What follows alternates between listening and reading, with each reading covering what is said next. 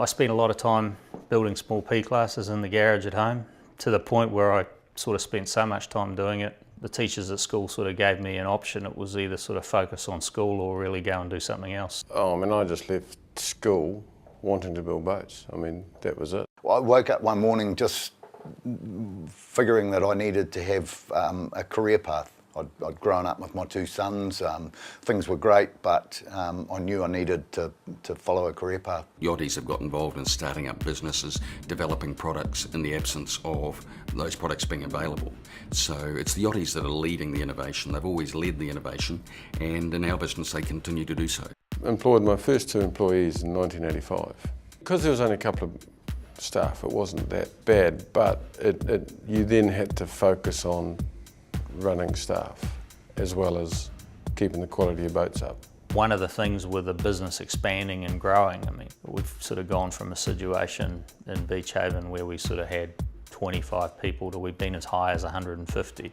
In the past I'd done on my own, and now you would have to train guys to, or teach them, or you wanted them to do it your way, and to get the same quality that I was producing. It was a little hard to do, you know, because it's like cutting the umbilical cord on one part of the project because you know you can't do everything. The major transition was going from being an employee to being a company owner. I was very confident in my ability to repair boats, but not so confident in my ability to run a business of this size. Yeah, there's been a number of moments of doubt. I guess the first one being 5 minutes after I'd bought the business, realising that there was no, I guess, financial support behind me where there had been. There'd been a larger company that was able to sort of, I guess, smooth out the hollows. There were hard slogs early on when we got going, but probably the sound financial support that I've received internally from the commitment of others has made a big difference. I had a belief in my own ability to be able to carry on when times got pretty tough, and when I didn't have the experience to make decisions. I knew that if I just soldiered on and put one foot in front of the other, I'd come out the other end, and so it was just a self-belief that I could make it that kept us going when it was tough. You just got stuck in, times got tough, you toughed it out.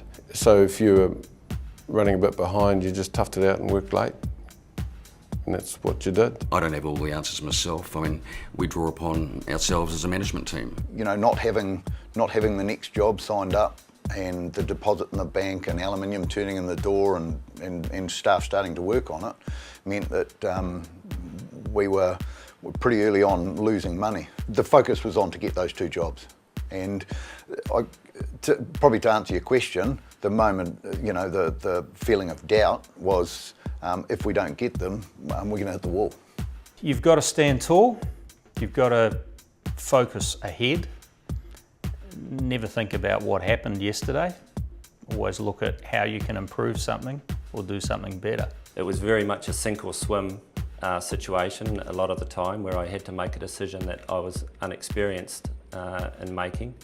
But fortunately I'm a good swimmer, and we made it out the other end without too many scars. It's not to say that it's been an easy road, and we're continuing to develop and learn from our experiences, but we're making good progress. Yes, there are times that you just drive home at midnight after working, you know, a big day and say, what's this for? But you turn up at 6 o'clock next morning and do it again.